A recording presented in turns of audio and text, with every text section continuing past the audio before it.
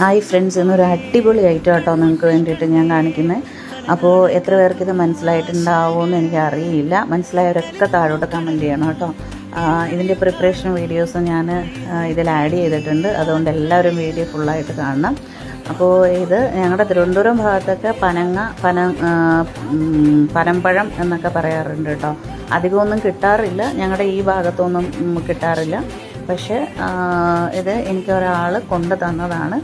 അങ്ങനെ അത് നല്ലോണം ചീവി വൃത്തിയാക്കി ഞങ്ങളൊരു അലുമിനിയം കലത്തിലാണ് വെച്ച് വേവിക്കുന്നത്. ശരിക്കും കലത്തിൽ വേവിക്കുന്നതാണ് ടേസ്റ്റും കൂടുതലും നല്ലതും കേട്ടോ. ശർക്കരയിട്ട് നല്ലോണം വേവിച്ചെടുത്തതിന് ശേഷം ഇത് വേവിച്ച് കഴിയുമ്പോൾ ഇങ്ങനെയാവും കേട്ടോ.